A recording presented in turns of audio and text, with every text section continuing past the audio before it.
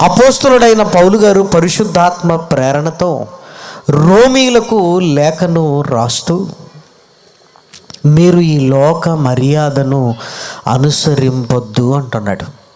ఏంటి ఆ లోక మర్యాద? మీరు లోక మర్యాద చొప్పున మీరు నడవద్దు అంటున్నాడు. లోక మర్యాద ఏంటి? మర్యాద అన్న పదం చాలా బాగుంది, కానీ ఈ లోకానికి ఉన్న మర్యాదను దేవుడు వద్దు అంటున్నాడంటే అది చాలా ప్రమాదకరమైందా?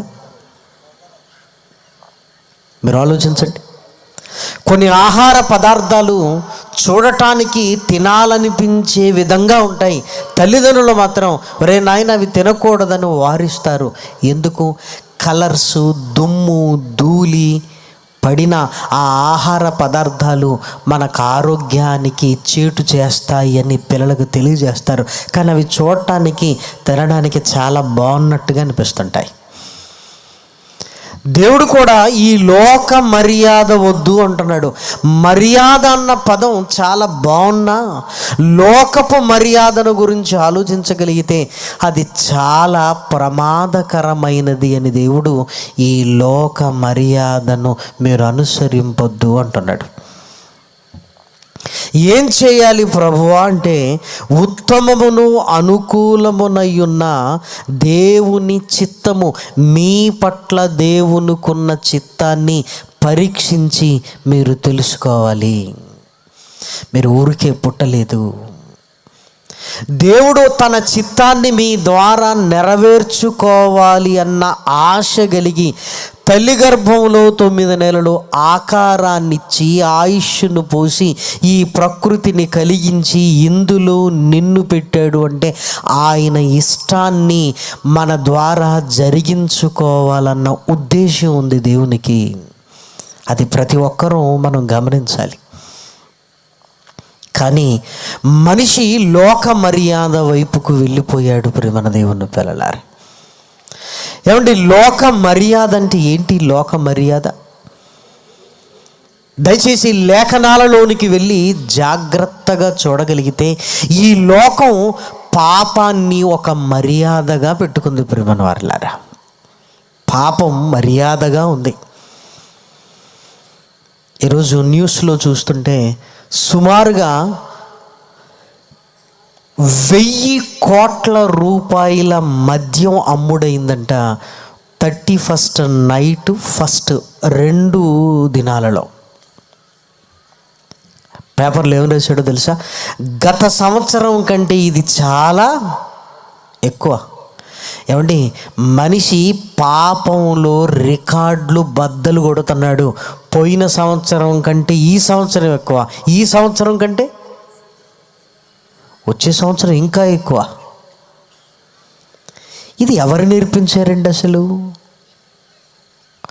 పండుగలు రాగానే మద్యం ఏరులై పారుతుంది. ఈ సంస్కృతి లేదా ఈ మర్యాద ఇలానే ప్రవర్తించాలి అని ఎవరు నూరిపోశారు? మీరు ఆలోచించండి. 2.5 గంటలు తెర మీద నటించిన చిత్రాన్ని చూడటానికి మొదటి రోజే చూడాలని కుటుంబం తరలి వెళ్ళి, అది మధ్యరాత్ర మధ్యాహ్నం అన్న తేడా లేకుండా పిచ్చెక్కి, నటీనటుల పిల్లలు మాత్రం బాగుండాలి, మన పిల్లలు మాత్రం అంగీలు జింపుకుంటూ టికెట్ల కొరకు తొక్కిసలాటలో చచ్చిపోవాలి, ఈ సినిమా చూడాలి అన్నది ఎవరు నేర్పించారు మనకి? మీరు ఆలోచించండి. ఆనందిద్దామని వెళుతున్న వారు ఆనందం కాస్త ఆవిరైపోయి శవాలుగా, శవాలుగా బయటికి వస్తున్నారంటే ఏంటి ఈ సంస్కృతి? ఆఫ్టర్ ఆల్ సినిమా కోసం చచ్చిపోవాలా? కటౌట్లేంటి, పాలాభిషేకాలేంటి, కరెంటు వైర్లకు తగిలి ప్రాణాలు విలవిలలాడిపోతుంటే ఆ కుటుంబాలకు పుత్రశోకం, కడుపు కోత మిగులుస్తున్న అసలు ఇలా ప్రవర్తించాలి అని ఎవరు నేర్పించారు? ప్రియమైన వారలారా, ఆలోచిస్తున్నారా? సమాజంలో జరుగుతున్నవి చూస్తున్నప్పుడు ఈ లోకం మనిషికి ఏం మర్యాద నేర్పించింది అంటే పాపపు మర్యాదను నేర్పించి ఆ పాపములోనే కూరుకొని పోయేటట్లుగా చేసింది. దేవుని చిత్తమేదో నువ్వు తెలుసుకొనకుండా కండ్లకు పొరలు కమ్మినట్లుగా మనిషిని మాయలో ముంచుతున్నాడు దుష్టుడు. ప్రియమైన దేవుని పిల్లలారా, ఆలోచించండి. కాసిన్ని డబ్బులు తల్లిదండ్రులు ఇవ్వగానే ఏం చెయ్యాలో 4-5 పోగేసుకొని తాగి బైక్ రేసులు పెట్టుకుంటున్నారు హైదరాబాద్లోనే. ఏమంటే తాగటమే తప్పు, తాగిన తర్వాత బైక్ రేసులా? ఆ బైక్ రేసులలో నువ్వు గెలుస్తావా నేను గెలుస్తావా అని మితిమీరిన వేగంతో వెళ్ళి డివైడర్లను ఢీకొట్టి ఇదిగో ఈ తలలు కొబ్బరికాయలు పగిలినట్లుగా పగిలిపోయిన ఇదిగో ఆ రోడ్లు రక్తసిక్తమై కనపడుతుంది. ఇదేంటండి? వాడికంటూ ఓ లక్ష్యం లేదా? తల్లిదండ్రుల మీద ప్రేమ లేదా? తల్లిదండ్రులు వాళ్ళ మీద ఆశలు పెట్టుకోలేదా? ఆ రోజు రాత్రి నా కొడుకు వస్తాడని తల్లి ఎదురు చూడదా? నా ఎత్తయ్యాడు నా కొడుకు నాకు అండగా ఉంటాడని ఆశలు తండ్రికి ఉండవా?